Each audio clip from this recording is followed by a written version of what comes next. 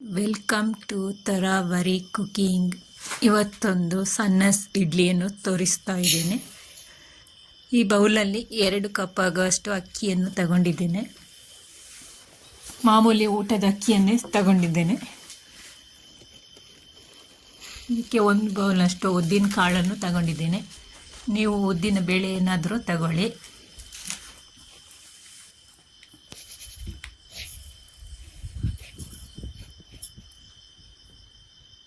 ನೀಟಾಗಿ ವಾಶ್ ಮಾಡ್ಕೋಬೇಕು. 5-6 ಸತಿ ನೀಟಾಗಿ ವಾಶ್ ಮಾಡಿಕೊಂಡು ಇದಕ್ಕೆ ಸ್ವಲ್ಪ ನೀರು ಹಾಕಿ ನೆನೆಯಕ್ಕಿಡಬೇಕು. ನಾಳೆ ಬೆಳಿಗ್ಗೆ ಮಾಡೋದಂದರೆ ಇವತ್ತು ಬೆಳಿಗ್ಗೆ ನೆನೆಯಲಿಕ್ಕಿಟ್ಟು ಒಂದು 5-6 ಗಂಟೆ ನೆನೆಯಕ್ಕಿಡಬೇಕು.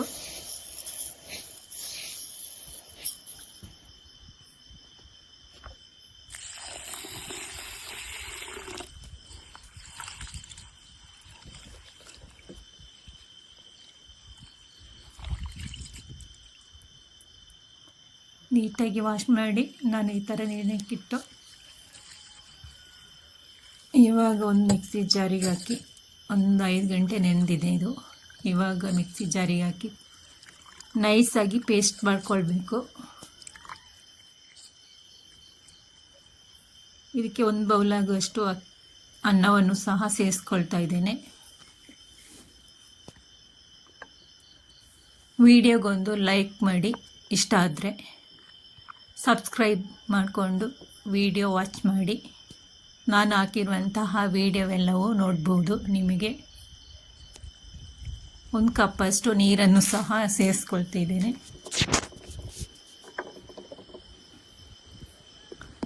ತರಿಯಾಗಿ ರುಬ್ಬೋದು ಬೇಡ, ನೈಸಾಗಿ ಪೇಸ್ಟ್ ರುಬ್ಬಿದರೆ ಸಾಕಾಗುತ್ತೆ. ಇದು ಮಾಮೂಲಿ ಇಡ್ಲಿ ಅಲ್ಲ, ಸಣ್ಣ ಇಡ್ಲಿ ಅಲ್ವಾ, ಅದಕ್ಕೆ.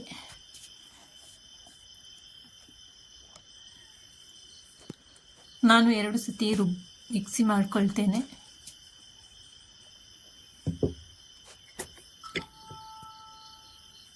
ನೀವು ಒಮ್ಮೆ ಮನೆಯಲ್ಲಿ ಈ ರೀತಿ ಟ್ರೈ ಮಾಡಿ. ಎಲ್ಲರಿಗೂ ತುಂಬ ಇಷ್ಟ ಆಗುತ್ತೆ. ಮಾಮೂಲಿ ಇಡ್ಲಿ ತಿಂದು ಬೋರ್ ಆದರೆ ಈ ರೀತಿ ಒಮ್ಮೆ ಟ್ರೈ ಮಾಡಿ. ಮಕ್ಕಳಿಗೂ ಸಹ ಮಾಡಿಕೊಡಿ.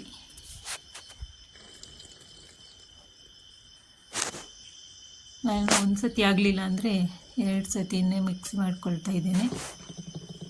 ನೀವು ಗ್ರೈಂಡರ್ ಇದ್ದರೆ ಗ್ರೈಂಡರಲ್ಲಾದರೂ ಗ್ರೈಂಡ್ ಮಾಡ್ಕೊಳ್ಬೋದು. 1 ಬೌಲ್ ಆಗುವಷ್ಟು ಅವಲಕ್ಕಿಯನ್ನು ಸಹ ಸೇರಿಸ್ಕೊಳ್ತಾ ಇದ್ದೇನೆ. ನೀವು ಬರೀ ಅನ್ನದಲ್ಲೂ ಆದರೂ ಮಾಡಬಹುದು, ಇಲ್ಲಾಂದರೆ ಅವಲಕ್ಕಿಯಲ್ಲೂ ಮಾಡ್ಬೋದು. ನಾನು 2 ಸಹ ಸಮ ಪ್ರಮಾಣದಲ್ಲಿ ತಗೊಂಡಿದ್ದೇನೆ. ಇದಕ್ಕೂ 1 ಕಪ್ ಆಗುವಷ್ಟು ನೀರನ್ನು ಹಾಕ್ತಾ ಇದ್ದೇನೆ.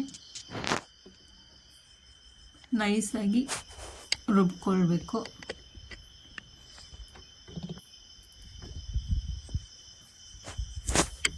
ರುಬ್ಬಿ ಆಗಿದೆ ನೋಡಿ, ಈ ಥರ ಬರಬೇಕು.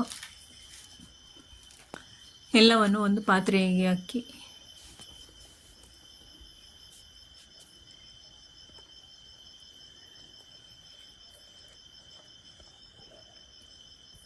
ಮಾಮೂಲಿ ಇಡ್ಲಿ ಆದರೆ ತರಿಯಾಗಿ ರುಬ್ಕೊಳ್ಬೋದು.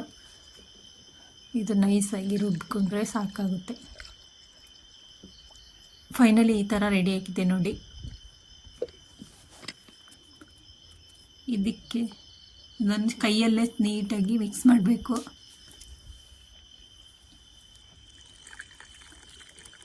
ನಾನು ಇದಕ್ಕೆ ಟೋಟಲಾಗಿ 3 ಕಪ್ಪಷ್ಟು ನೀರನ್ನು ಸೇರಿಸ್ಕೊಂಡಿದ್ದೇನೆ. ಸಾಕಾಗುತ್ತೆ ಇಷ್ಟೇ.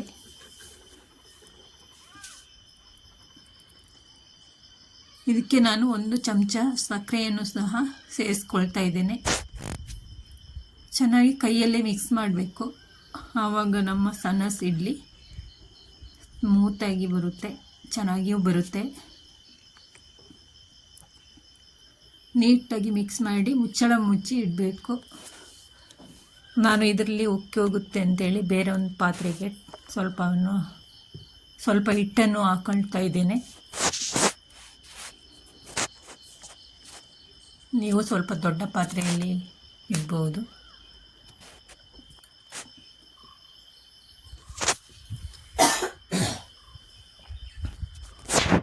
ನೋಡಿ ಬೆಳಿಗ್ಗೆ ಆಗುವಾಗ ಹೀಗೆ ಆಗಿದೆ.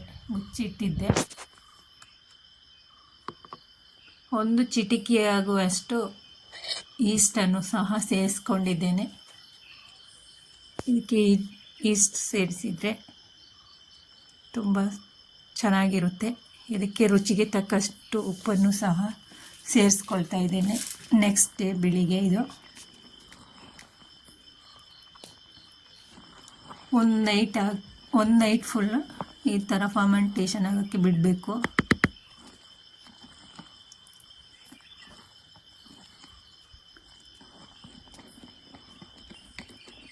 ನೀಟಾಗಿ ಮಿಕ್ಸ್ ಮಾಡಿ, ಉಪ್ಪು ಹಾಕಿದ್ದೀವಲ್ವ ಅದಕ್ಕೆ ಇವಾಗ ಚೆನ್ನಾಗಿ ಮಿಕ್ಸ್ ಮಾಡಬೇಕು. ನಾನು ತಗೊಂಡಿರುವ ಈಸ್ಟ್ ಇದೆ, ಒಂದು ಚಿಟಿಕೆ ಆಗುವಷ್ಟು ಹಾಕಿದರೆ ಸಾಕು, ಜಾಸ್ತಿ ಏನೂ ಹಾಕೋದು ಬೇಡ.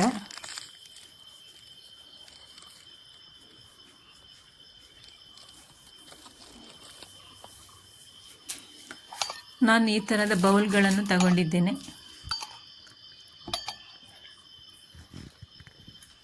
ಇದಕ್ಕೆ ಸ್ವಲ್ಪ ತುಪ್ಪವನ್ನು ಸವರಿ ಇಟ್ಕೊಳ್ತಿದ್ದೇನೆ. ನೀವು ಎಣ್ಣೆ ಬೇಕಾದರೂ ಹಾಕೋಬೋದು.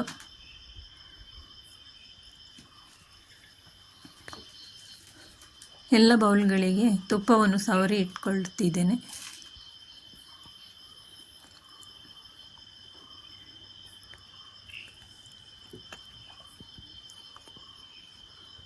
ನಂತರ ಇಡ್ಲಿ ಬ್ಯಾಟರನ್ನು ಇದಕ್ಕೆ ಸ್ವಲ್ಪ ಅರ್ಧಕ್ಕಿಂತ ಕಮ್ಮಿನೇ ಹಾಕಬೇಕು, ಅರ್ಧ ಬೇಡ.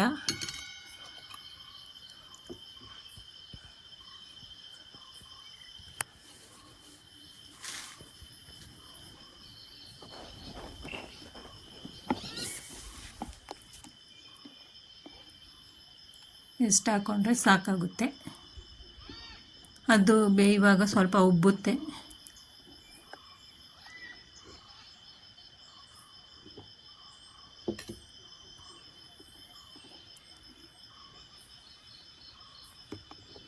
ವಿಡಿಯೋಗೊಂದು ಸಪೋರ್ಟ್ ಮಾಡಿ, ಸಬ್ಸ್ಕ್ರೈಬ್ ಮಾಡಿ, ಆಲ್ ಅಂತ ಬೆಲ್ ಐಕಾನ್ನ ಫ್ರೆಶ್ ಮಾಡಿ.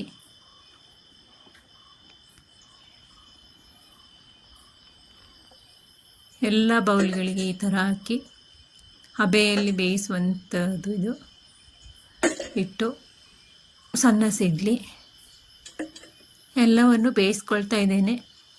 ಒಂದು 20 ನಿಮಿಷ ಬೇಯಿಸ್ಕೊಂಡ್ರೆ ಸಾಕಾಗುತ್ತೆ. ಮೊದಲೇ ನಾನು ನೀರನ್ನು ಬಿಸಿಗಿಟ್ಟಿದ್ದೆ, ಇಲ್ಲಾಂದರೆ ಹಾಫ್ ಆನ್ ಅವರ್ ಬೇಯಬೇಕು. ನೋಡಿ ಎಷ್ಟು ಚೆನ್ನಾಗಿ ಬರ್ತಾ ಇದೆ ನಮ್ಮ ಸಣ್ಣ ಇಡ್ಲಿ.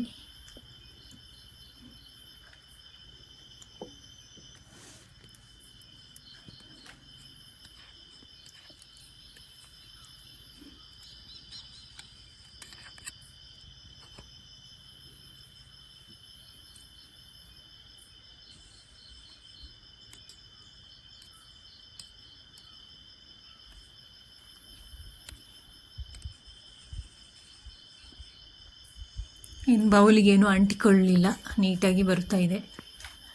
ತುಂಬಾ ಸ್ಮೂತಾಗಿರುತ್ತೆ.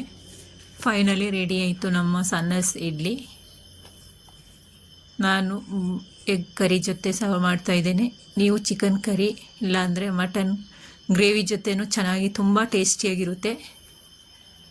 ನಾನು ಎಗ್ ಕರಿ ಚಟ್ನಿ ಪುಡಿ ತುಪ್ಪ ಜೊತೆ ಸರ್ವ್ ಮಾಡ್ತಾ ಇದ್ದೇನೆ.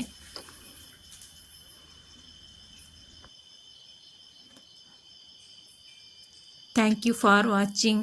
ಎಲ್ಲರಿಗೂ ಬಾಯ್ ಬಾಯ್.